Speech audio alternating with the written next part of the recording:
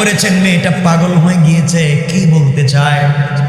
নবীজি বললেন, বলো না এই বাচ্চা দিয়ে আমি কি করব? এই বাচ্চা যুদ্ধের ময়দানে অস্ত্র ধরতে পারবে না, কাফেরদের মোকাবেলা করতে পারবে না, যারা অসুস্থ হবে তাদেরকে শুশ্রূষা সেবাও করতে পারবে না। বলো তো আমি বাচ্চাটাকে নিয়ে কি করব? মহিলা কাঁদতেছে আর ডাক দিয়ে বলছে, ইয়া রাসূলুল্লাহ, ইয়া হাবিবাল্লাহ, পয়গম্বর আরবি, যুদ্ধ যেখানে হবে আপনিও সাধারণ মুসলমানদের সঙ্গে ওই জায়গায় আপনিও তো থাকবেন, আপনিও তো সাধারণ মুসলমানদের সঙ্গে যুদ্ধের ময়দানে থাকবেন। আপনার তো দুশ্মনের অভাব নাই, আপনি যেদিকে যাবেন কাফেররা আপনাকে লক্ষ্য করে তীর মারবে, নেশা মারবে।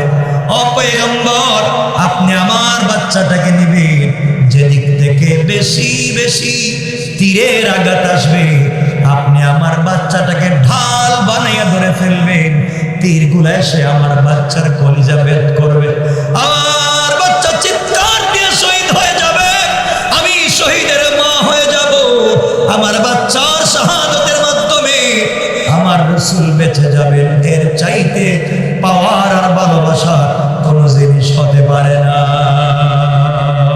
আল্লাহু আকবার বলে। কেমন ছিলেন মায়েরা, কেমন ছিলেন মুসলমান মায়েরা? আমার বন্ধুগণ, পারস্যের দুইজন গোয়েন্দা দাঁড়াইয়া দাঁড়াইয়া সব দেখতেছে। আহারে, যারা তাদের নবীকে এত ভালোবাসে, তাদের নবীর জন্য, ইসলামের জন্য ফুলের বাচ্চা পর্যন্ত দান করে দেয়, এদের সঙ্গে দুনিয়ার কোন অস্ত্র দিয়ে মোকাবেলা করে পারা যাবে না। এদেরকে অন্ধকার থেকে আলোর পথ দেখিয়েছেন কে? এজন্য আমার আলোচনায় আল্লাহ বলছেন, কিতাবুন আনজালনাহু ইলাইকা লিতুখরিজান নাসা মিনাজ যুলুমাতি ইলান নূর।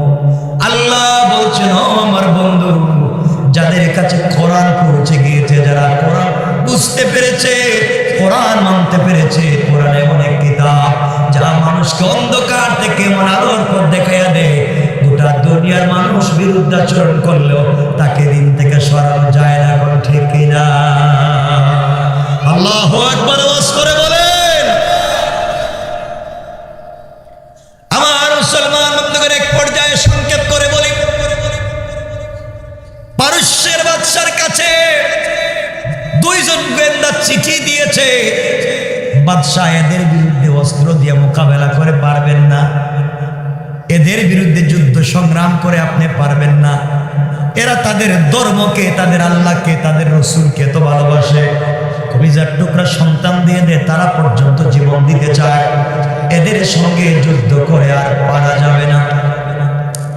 বন্ধুগণ, দীর্ঘদিন চলে গেল, রাসূলের জিন্দেগি চলে গেল, হযরতে সিদ্দিক আকবরের জামানা চলে গিয়েছে, খলিফাতুল মুসলিমিন, আমিরুল মুমিনিন হযরতে ওমরে ফারুক মুসলিম মিল্লাতের খলিফা, মুসলিম জাহানের খলিফা হয়ে গেলেন, অর্ধ দুনিয়ার খলিফা হয়ে গেলেন হযরত ওমর।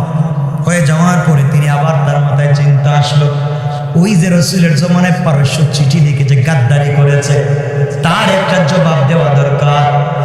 এই জন্য আমার চিন্তা করলেন, পারস্যের বাদশা আমার নবীকে গালি দিয়েছে, আমার নবীকে আঘাত করবার জন্য চিঠি দিয়েছে, যে কোনো সময় আবার আমার মদিনা আক্রমণ করতে পারে।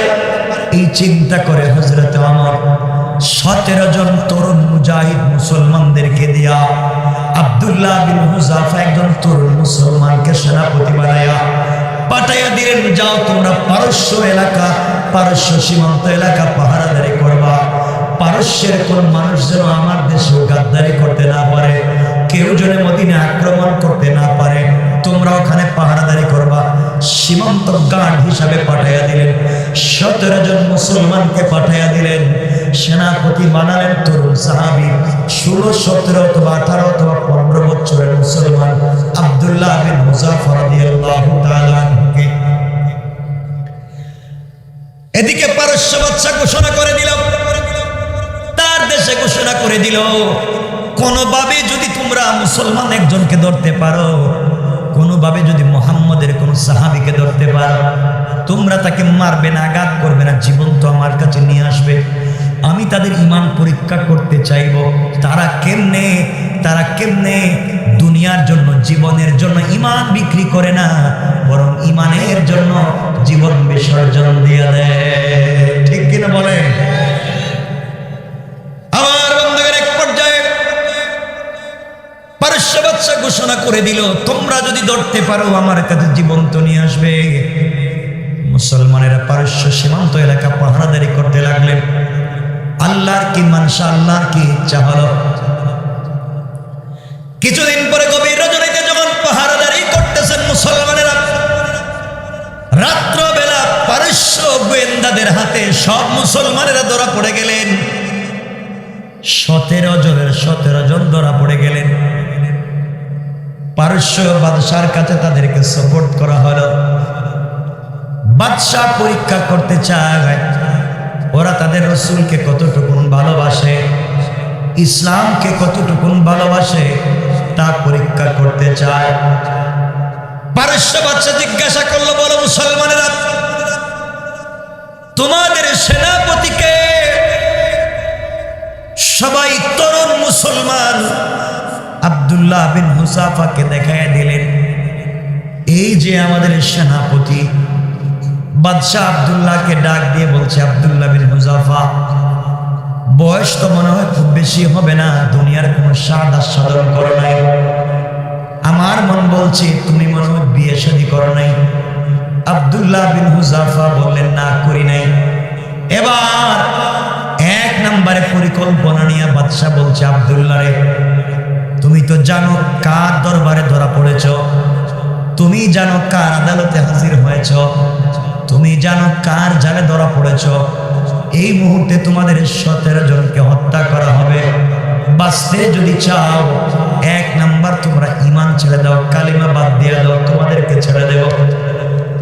হযরত আব্দুল্লাহ বিন হুযাফা বাঘের মতো গর্জন দিয়ে উঠলেন আর ডাক দিয়ে বললেন, ও কাফের বাদশা,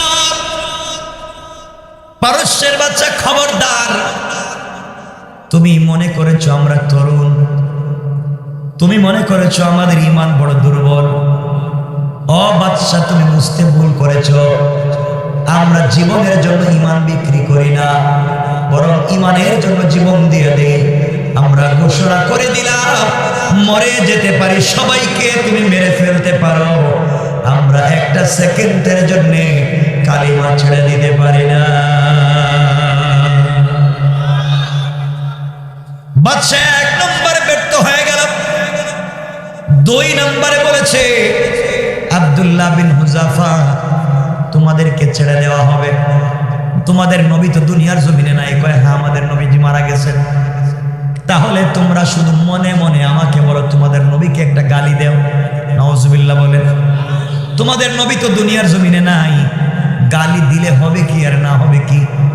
একটা গালি দেও, তোমাদের সবাইকে ছেড়ে দেব। আব্দুল্লাহ বিন হুযাফা বললেন, শোনো কাফের, শোনো, আল্লাহ রাসূলকে গালির কথা বলেছো, আমাদের শরীরে যদি 1 ফোঁটা রক্ত থাকে আর আমাদের যদি হায়াতে জিন্দেগি 1 মিনিটও বেঁচে থাকি, আমরা 1 সেকেন্ড বেঁচে থাকতে আমরা তো গালি দিতে পারি না। যারা আমাদের রাসূলকে গালি দিবে তাদেরকেও দুনিয়ায় রাখতে পারি না। আল্লাহু আকবার। কেমন ঈমান! কাফের সামনে দাঁড়ায়া কি বক্তৃতা করতেছে। অসুবিধা হচ্ছে আপনাদের? আমার বন্ধুগণ, রাত্রে কিন্তু বেশি হয়ে যাচ্ছে মনে হয়, কারণ বেশি রাত্রে হলে তো কষ্ট হবে আপনাদের।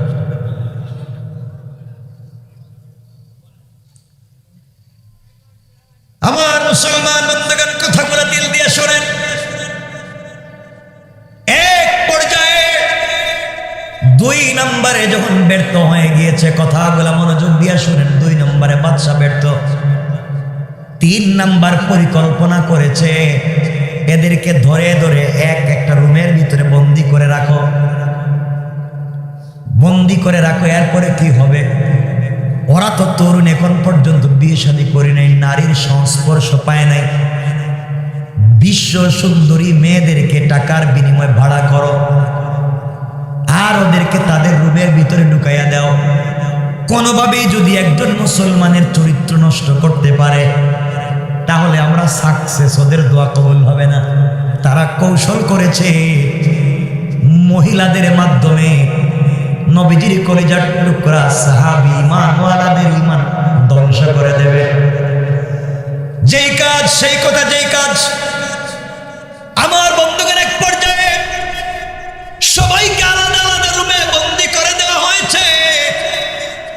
গভীর রজনীতে বিশ্ব সুন্দরী মেয়েদেরকে সুন্দর করে সাজাইয়া উলঙ্গ করে আব্দুল্লাহ বিন হুযাফার রুমের ভিতরে ঢুকাইয়া দেওয়া হয়েছে। অর্ধ উলঙ্গ করে ঢুকাইয়া দেওয়া হয়েছে। আর বলা হয়েছে, কোনোভাবে যদি আকৃষ্ট করতে পারো, কোনোভাবে যদি একটাবার চরিত্র নষ্ট করতে পারো, তোমরা যা চাইবা তাই পাইবা। যুবকেরা শোনো, বিশ্ব সুন্দরী মেয়েদেরকে বাড়া করে গভীর রজনীতে আব্দুল্লাহ বিন হুযাফার রুমে ঢুকাইয়া দিয়েছে। মেয়েটা রুমের ভিতরে ঢুকেছে, অলংকার জেওয়ার পরেছে। রুমের ভিতরে ঢুকে দেখে আব্দুল্লাহ বিন হুযাফা আল্লাহর কদমে সিজদায় পড়ে পড়ে কাঁদতেছে। আল্লাহু আকবার। মেয়েটা ঘরের ভিতরে ঢুকে তার অলংকারের ঝংকার দিল, বুঝাতে চাইল, বিশ্ব সুন্দরী তোমার রুমের ভিতরে, তুমি এখনো নামাজ ভেঙে দাও। পুরাটা রুমের ভিতরে আব্দুল্লাহ বিন হুযাফার চতুর্দিক চক্কর দিতে লাগলো। চক্কর দিয়া ডান পার্শ্বে বসে গেল। উদ্দেশ্য হলো তিনি তো ডান দিকে সালাম ফিরাই আমাকে দেখবেন, আমাকে দেখলে তার মাথা ঠিক থাকবে না। আব্দুল্লাহ বিন হুযাফার ডান পার্শ্বে অর্ধ উলঙ্গ হয়ে খারাপ ভঙ্গিতে বসে আছে। আব্দুল্লাহ বিন হুযাফা ধীরস্থির ভাবে 2 রাকাত নামাজ আদায় করে সালাম ফিরালেন। সালাম ফিরাইয়া আবার আল্লাহু আকবার বলে নামাজে দাঁড়িয়ে গেলেন। ঘরের ভিতরে কে এসেছে, কে বসে আছে, একটা বার তাকাইয়া দেখলেন না। আল্লাহু আকবার। কেমন ঈমান তাদের! এজন্য আমার আল্লাহ বলে দিয়েছে, কাফেররা কৌশল করে এভাবে মহিলাদেরকে দিয়া চরিত্রওয়ালাদের চরিত্র নষ্ট করবে। ওরা জানে না আমার কৌশল কি। আল্লাহ রাব্বুল ইজ্জত ওয়াল জালাল কোরআনে বলে দিয়েছে। আবার আল্লাহ বললেন, ওয়া মাকারু ওয়া মাকারাল্লাহ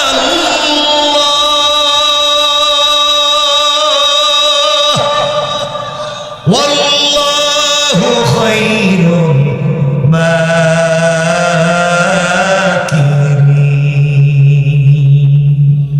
আল্লাহ রাব্বুল ইজ্জত ওয়াল জালাল বললেন, বান্দারে, কাফেররা কৌশল করে দিন মুছে দেওয়ার জন্য, ওরা জানে না ওদের কৌশলের চাইতে আমি আল্লাহর কৌশল আরো বড়।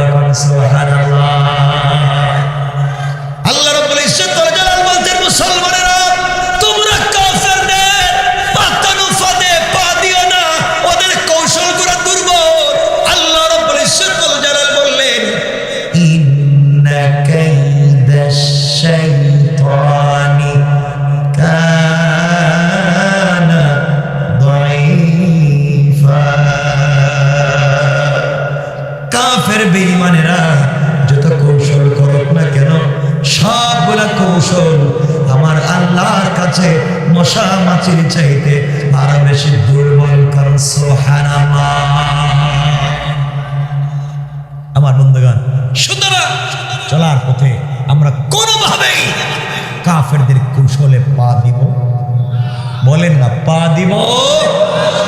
আজকে খ্রিস্টান মিশনারিরা কাজ করছে, বিভিন্ন লাইনে মানুষদেরকে দিন থেকে সরিয়ে দেওয়া হচ্ছে, আমাদেরকে শিরক করানো শেখানো হচ্ছে। আমরা সচেতন থাকা লাগবে, দিন বোঝা লাগবে। দিন শেষে কোনো তরিকা নয়, একমাত্র আল্লাহর হুকুম আর রাসূলের তরিকা জানতে হবে।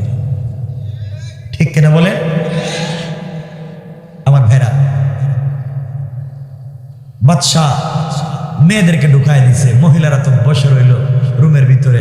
হযরত আব্দুল্লাহ বিন হুযাফা এভাবে নামাজ পড়তে পড়তে সকাল হয়ে গিয়েছে। মহিলা চিন্তা করে দেখলো, সারা রাত থাকলাম একটা ছেলের কাছে, একটাবার তো তাকাইলই না। মেয়েটা তাড়াতাড়ি বাদশার কাছে রিপোর্ট করছে, ও বাদশাহ, আপনি আমার কার কাছে পাঠাইছেন? এটা তো মানুষ না, এটা তো ফেরেশতা। সুবহানাল্লাহ, কি বাদ দিয়ে দিয়েছেন আপনি? এটা তো মানুষ না, কার কাছে পাঠাইছেন?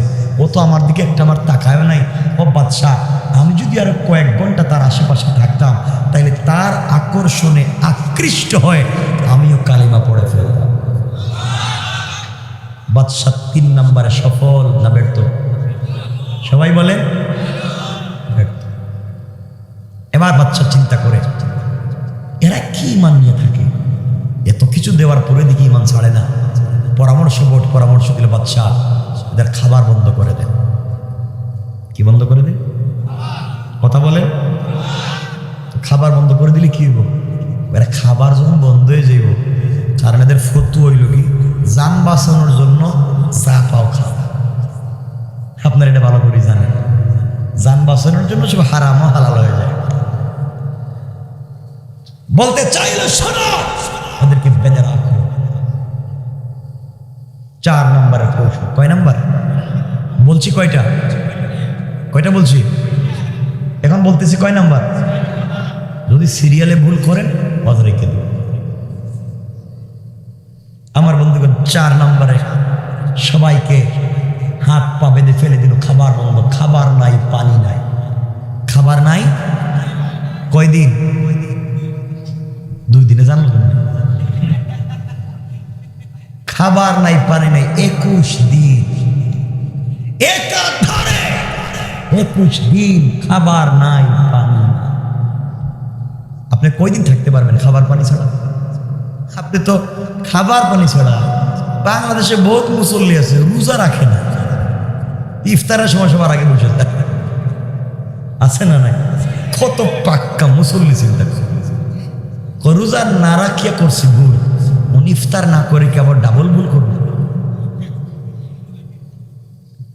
আমার বন্ধুগণ, 21 দিন পর্যন্ত খাবার নাই, পানি নেই। বাদশা ডাক্তার নিযুক্ত করে দিয়েছে, যদি দেখো এরা মরে যাচ্ছে, সাকারাত শুরু হয়ে যাচ্ছে, যে কোনো সময় মরে যেতে পারে, ওইটা যদি হয় তোমরা আমার কাছে রিপোর্ট করবে, তখন আমি একটা ব্যবস্থা করব। কত নম্বরের কৌশল? আমার মুসলমান বন্ধুগণ, গভীর মনোযোগ। এক পর্যায়ে খাবার পানি বন্ধ করে দেওয়া হলো। চলতে চলতে 21 দিন চলে গিয়েছে। বাদশার কাছে ডাক্তারেরা রিপোর্ট করেছে, ডাক্তার চিকিৎসকেরা বলে দিয়েছে, ও বাদশা, ওরা বাঁচবে না, যে কোনো মুহূর্তে মরে যাবে। ওদের হাত পা কাঁপতেছে, জিহ্বা শুকিয়ে গিয়েছে। 19 দিন থেকে পানি নাই, খাবার নাই, ওরা যে কোনো মুহূর্তে মরে যাবে। এরপরে ঈমান ছাড়ে না, যে কোনো সময় মরে যাবে। এরপরেও যেহেতু ঈমান ছাড়ে না, এবার বাদশাহ তাদের জন্য খাবার পাঠিয়ে দিয়েছে, আর বলে দিয়েছে, বলে দিবা কি খাবার দিছি। এক পাত্রের মধ্যে মদ মিশ্রিত পানি। কি মিশ্রিত? মদ মিশ্রিত পানি।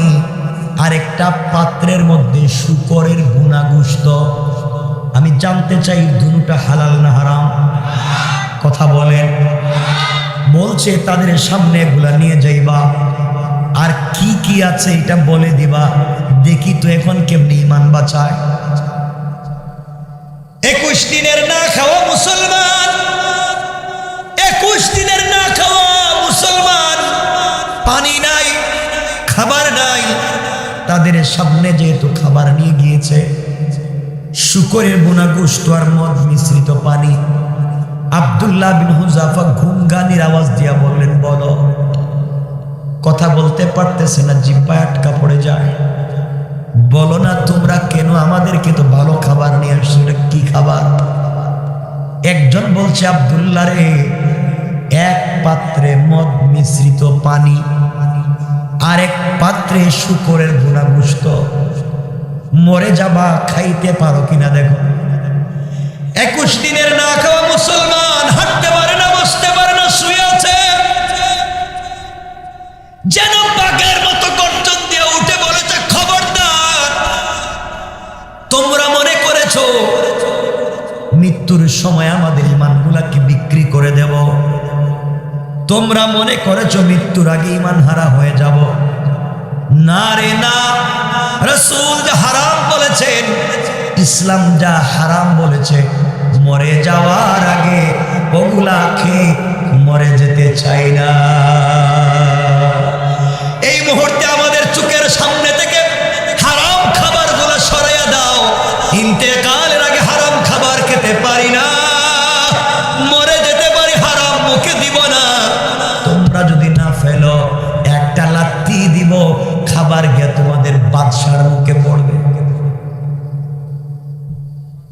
এরা চিন্তা করলো, কি রে, মরে যায় দেখি, তাও দেখি ইমান ছাড়ে না। আর আমরা যদি হইতাম কি করতাম? ওই সময় জান বাঁচানোর ফতুয়া দিয়া সব পেয়ালা খালি করে ফেলতাম, করে কইতাম আর আসিনি থাকলে এটাও দেন। মানে জান বাঁচানো ফরজ, এই ফতুয়া দিয়ে সব খায় ফেলে। আর মুসলমানেরা ইমানের পরীক্ষায় গিয়ে বলছে, জীবন যদি চলে যায় যাও, ইমানের জন্য জীবন দিতে পারি, জীবন বাঁচানোর জন্য ইমান বিক্রি করতে পারি। আওয়াজ করে বলুন পারি। বাদশাহ কয় নম্বরে ব্যর্থ? কয় নম্বর? 4 নম্বর ব্যর্থ। এবার তো আস্তে আস্তে গরম হইতেছে, কি রে তার ইমান, কি ইমান, মরেও না দেখি। 5 নম্বরে চিন্তা করছে কি করা যায়। বাদশাহ বলছে 5 নম্বরের কাজ হচ্ছে ওদেরকে ফাঁসির দড়িতে ঝুলাইয়া ওদেরকে মারতে হবে। কি দড়িতে? আসতে কইলেন তো, ফাঁসির দড়িতে ঝুলাও। 17টা দড়ি আনা হলো, মুসলমানদেরকে ঝুলিয়ে মারা হবে। 1 নম্বরে হাত পা বাঁধা হলো হযরতে আব্দুল্লাহ বিন হুযাফা রাদিয়াল্লাহু তাআলা। আব্দুল্লাহ বিন হুযাফার হাত পা বেঁধে ফাঁসির দড়ির কাছে নিয়ে যাওয়া হলো। এই মুহূর্তে তাকে ফাঁসি দেওয়া হবে। এমন সময় আব্দুল্লাহ বাদশার দিকে তাকিয়ে মুচকি মুচকি হাসে। বাদশাহ বলছে, কত বড় বেয়াদব, মরে যাওয়ার সময় আমার সাথে টিটকারি করে। মরে যাবে, কিছুক্ষণ পরে ফাঁসি দিব, তাও আমার দিকে তাকাইয়া হাসে। জিজ্ঞাসা করে আব্দুল্লাহ, মরে যাওয়ার সময় মানুষ ভয় পায়, তুমি দেখি হাসো। আব্দুল্লাহ ডাক দিয়ে বলছেন, বাদশাহ, এতদিন ছিলাম জাহান্নামে, আর ফাঁসির মাধ্যমে আমি আমার কলেজার টুকরা রাসূলের সঙ্গে মিলিত হয়ে যাব। আল্লাহু আকবার। যার জন্য জীবন দিতে যাই, যার জন্য মরে যেতে চাই, মরে গেলেই তো তাকে আমি পেয়ে যাব। আমাকে তাড়াতাড়ি ফাঁসি দেও, ইন্তেকাল করলে আমাকে আমার আল্লাহ বলেছেন জান্নাতে সবুজ পাখির মতো উড়ে বেড়াবার সুযোগ করে দেবে। সুবহানাল্লাহ পড়ে মুসলমান কান্না, আমাকে তাড়াতাড়ি ফাঁসি দাও, জান্নাত আমার জন্য অপেক্ষা করছে, আমার রাসূল আমার জন্য অপেক্ষা করছেন, ফাঁসি দিয়া দাও। বাদশা চিন্তা করে, কি রে, হেরে দেখি মরেও মরে না, মরার সময়ও দেখি কয় আরো খুশি, এদেরকে ফাঁসি করার দরকার নেই, আরো কঠিন কোনো চিন্তা করো। সুবহানাল্লাহ বললেন না? আর একটু জোরে বলেন না সুবহানাল্লাহ। কয় নম্বরে ব্যর্থ হয়েছে? 5 নম্বরে ব্যর্থ। 6 নম্বর। এখন কি করা যায়? সব তো অ্যাপ্লাই করলাম, একজন পরামর্শ দিয়ে, শয়তান কে দিতেছে, অরিজিনাল টাটকা শয়তান পরামর্শ দেয়, এক কাজ করো, বড় বড় গর্ত খনন করে আগুন জ্বালাইয়া ডেক বসাইয়া তৈল দিয়া, তৈল যখন টকবক করে উতরাবে তখন এই মুসলমানদের হাত পা বেঁধে তৈলের মধ্যে ছেড়ে দেবে। জীবন্ত মানুষ তৈলে পড়লে কি হয় চিন্তা করেন, দেখবেন ওই সময় ইমান ছেড়ে দিবে। ইমানের পরীক্ষায় সাহাবায়ে কেরাম জীবন দিতে ইমান দিতে চায় না। ঠিক কিনা বলেন? আমরাও পারবো তো ইনশাআল্লাহ? আমরা যে ইনশাআল্লাহ, আমরা তো সব পারি। আমরা যে ইনশাআল্লাহ, এখনো ওজনে কম দেয়, এখনো আমে ফরমালিন মারে। আল্লাহ জানে এটা ভুল কইলাম নাকি? ঠিক আছে তো? হ্যাঁ, এরপরও টাটকা মুসলিম। আমার বন্ধুগণ, ভাই 12টা হয়ে যাইতেছে, কেউ কিছু বলতেছে না, আমি রাইখা দিই। আরে শোনেন না রে বাবা, 12টা হয়ে যাইতেছে।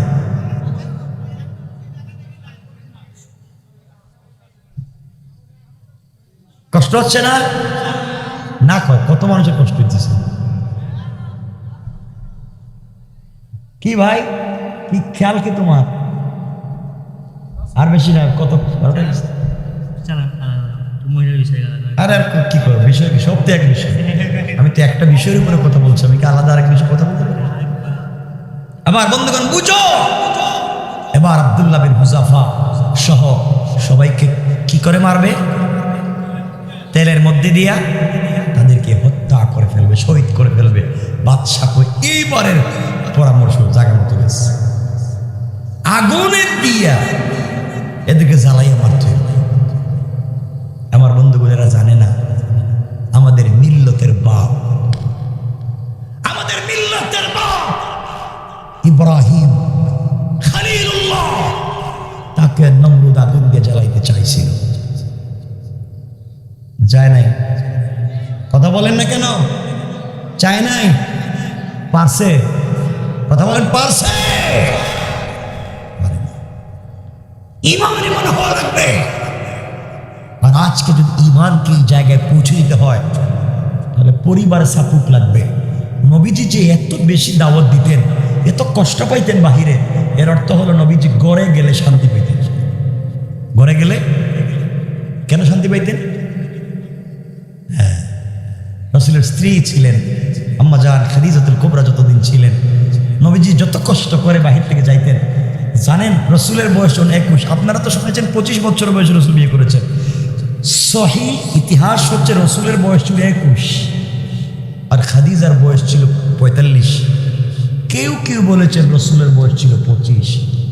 21 বৎসরের একজন তরুণ বিয়ে করেছিলেন 45 বৎসরের একজন পৌড়া বৃদ্ধা নারীকে।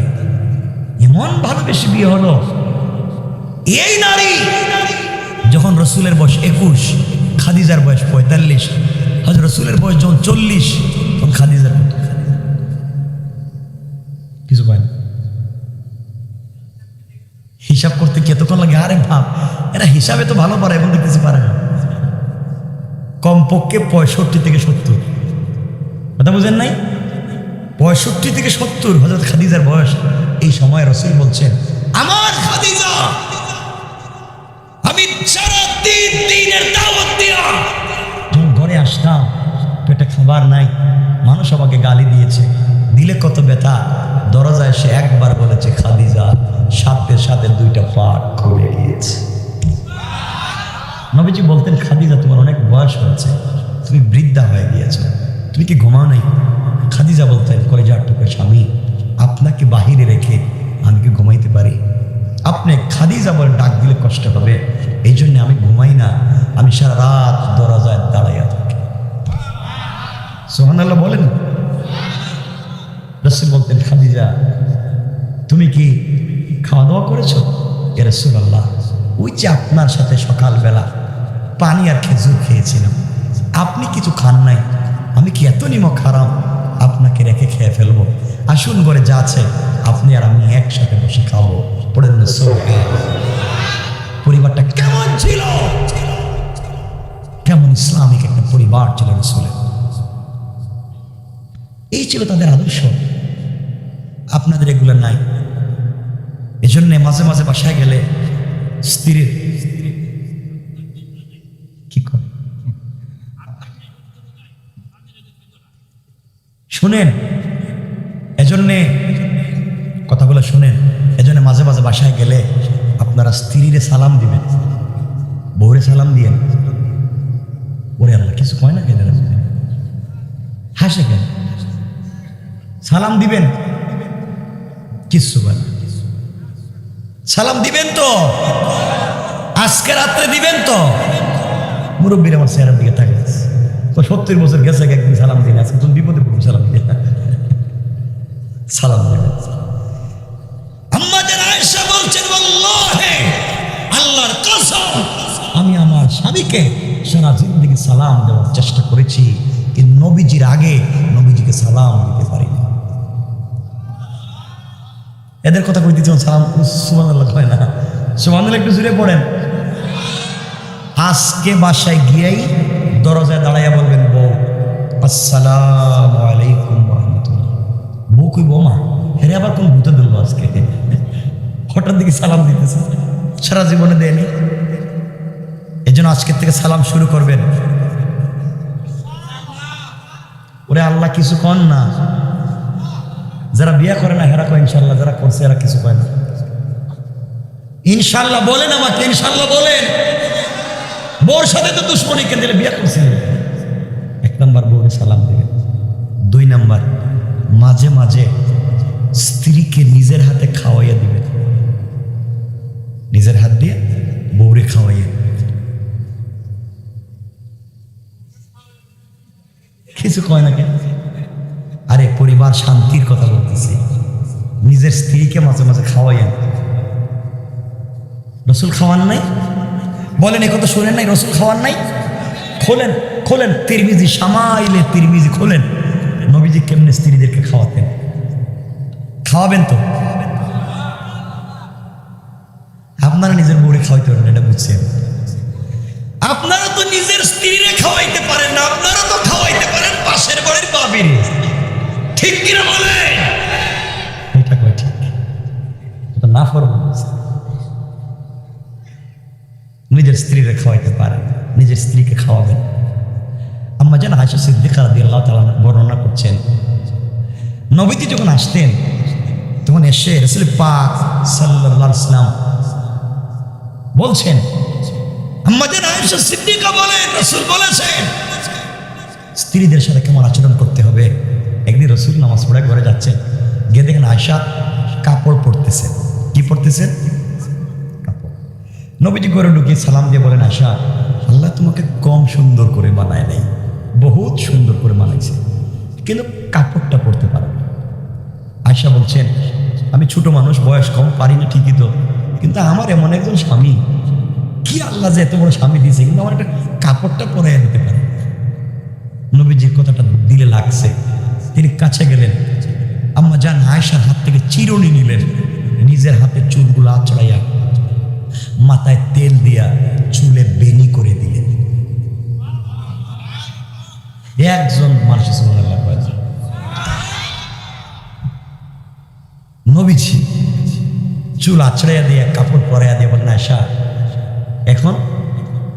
আয়েশা বলছেন, স্বামী আপনি যখন আমাকে তখন সাপোর্ট দেন তখন আমার ভাল লাগে, এই জন্য বাসায় স্ত্রীদেরকে সাপোর্ট দিবেন, সহযোগিতা করবেন ইনশাল্লাহ। এই হাদিস তো আপনারা ভালোই জানেন। আমরা যেন আয়েশা গ্লাসের যেখানে ঠুট লাগিয়ে পানি পান করতেন, নবীজি ওখানে ঠুট লাগিয়ে পানি পান করতেন। আমরা যেন আয়েশা গোশতের টুকরোটা মুখে চাবাইয়া প্লেটের কর্নারে রেখে দিতেন, রাসূল পাক এই টুকরোটা মুখে চাবাইতেন। আপনারা বলেন, ফালা আমার সামনে ফালা, তুই খাইছ সেটা আমরা খাইতে দিলি কেউ? এ তো মায়ের সুর মারতে মারতে আব্বা কয়া ছাড়া, এমন পাবলিক আজকাল এমন বউরে পিটাইতে পিটাইতে কয় আমার আব্বা কয়, এমন মাইর দেয়।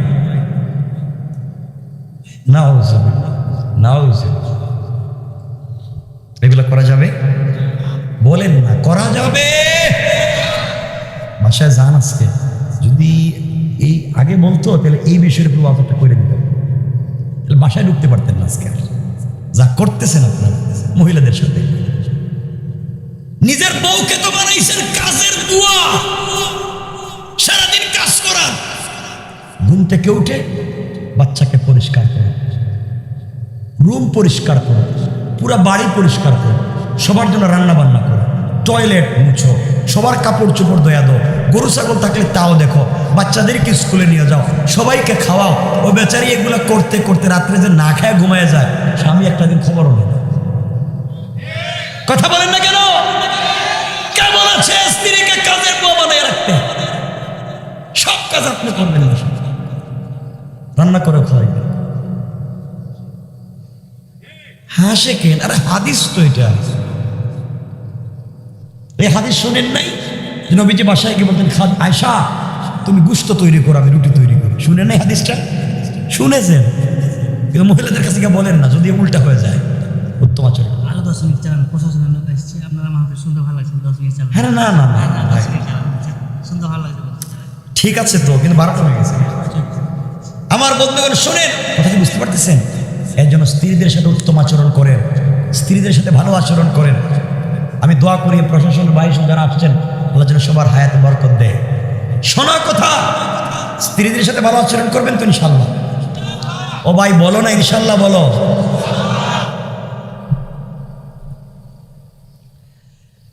আমার মুসলমান বন্ধুগণ, গভীর মনোযোগ। এক পর্যায়ে আব্দুল্লাহ বিন হুযাফা রাদিয়াল্লাহু তাআলা আনহু আর 17 জন মুসলমান সবাইকে একত্রিত করে বাদশা যখন হত্যা করে ফেলবে, আগুন জ্বালিয়ে দিয়েছে। আগুন জ্বালিয়ে দিয়ে ডেক বসাইয়া তৈলগুলাকে উতরাচ্ছে, গরম করতেছে। একজন মুসলমানকে ফেলে হত্যা করবে। এমন সময় 17 জন মুসলমানের মধ্য থেকে সাধারণ একজন সাহাবীকে ধরেছে, একজন সেনা সদস্যকে ধরেছে। হাত পা বাঁধতে শুরু করল। হাত পা বেঁধে আগুনের মধ্যে ফেলে যখন হত্যা করে দিবে, আব্দুল্লাহ বিন হুযাফা চিন্তা করলেন, চোখের সামনে আমার একজন সাথীর হাত পা বেঁধে টকবক করে উতরাচ্ছে, এবং তেলের মধ্যে দিয়ে যদি হত্যা করে, কত লাঞ্ছনার, কত কষ্টের, কত অপমানের।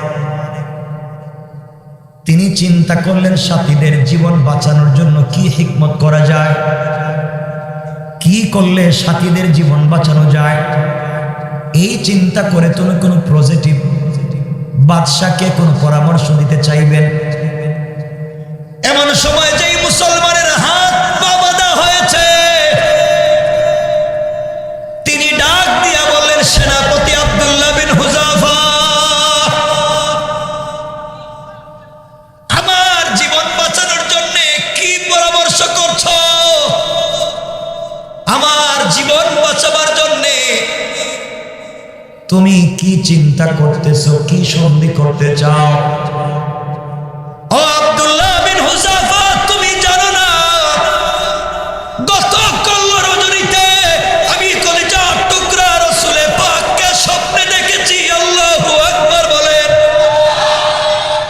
আমার নবীজিকে আমি স্বপ্নে দেখেছি।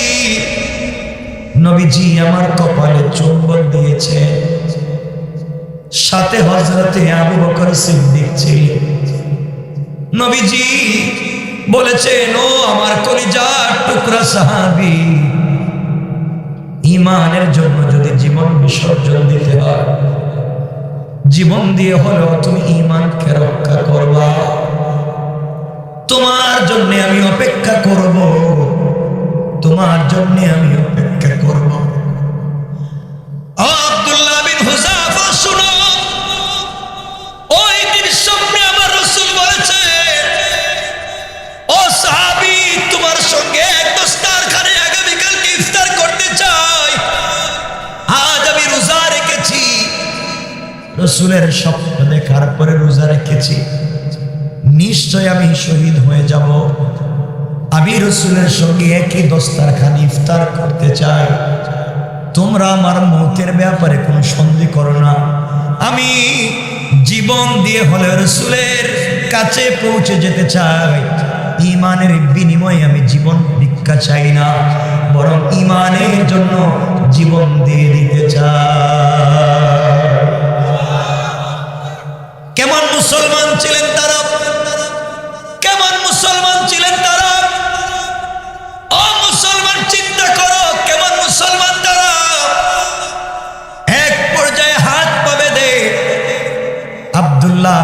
হুজাফাকে তৈলের কাছে জীবন্ত মানুষকে তেলে ফেলে দেওয়া হলো। টকবক করে উতরাচ্ছে তেল। একজন মুসলমানকে ফেলে জীবন্ত মানুষকে শহীদ করে দেওয়া হলো। বাদশা হাসতেছে, এভাবে একজন একজন করে মেরে ফেলবে। আমার বন্ধুগণ, এমন সময়ে 2 নম্বরে আব্দুল্লাহ বিন হুজাফাকে বাধা হয়েছে, হত্যা করা হবে। আব্দুল্লাহ বিন হুজাফা বলছেন, বাদশাহ আমাকে যেহেতু আপনি মেরে ফেলবেন, আমি মরে যাব। আমাকে মরে যাওয়ার আগে 2 রাকাত নামাজ পড়তে দেন। সেজদায় গিয়ে শেষবারের মতো আল্লাহর সঙ্গে কিছু কথা বলে নেই। আমার বন্ধুগণ 2 রাকাত নামাজ দাঁড়িয়ে গেলেন। সালাতের মধ্যে শান্তি আর স্বাদ পেতে লাগলেন। লম্বা সেজদা দিতে লাগলেন। দিলের ভিতরে নামাজে মনে আসলো, আমি যদি লম্বা সেজদা দেই, আমি যদি লম্বা লম্বা নামাজ পড়ি, বাদশা মনে করবে আমি ভয় পেয়ে গিয়েছি। এই জন্যে মনে হয় আমি নামাজ ছাড়তেছি না। তাড়াতাড়ি নামাজের সালাম ফিরাইয়া হাত উঠিয়া বলছেন, আল্লাহ তোমার দ্বীনের জন্যে, তোমার হাবিবের সিরতের জন্য জীবন দেয়া দে। এই দুনিয়ার জমিন থেকে বিদায় নিয়ে চলে যাই। আয় আল্লাহ, আমার জীবনের বদলা হলো ঈমানকে দুনিয়ার জমিনে জিন্দা করে দাও। আমি মরে যাব, হয়তো বাঁচব না। আমার মরে যাওয়ার সংবাদ মদিনায় তুমি পৌঁছাইয়া দাও।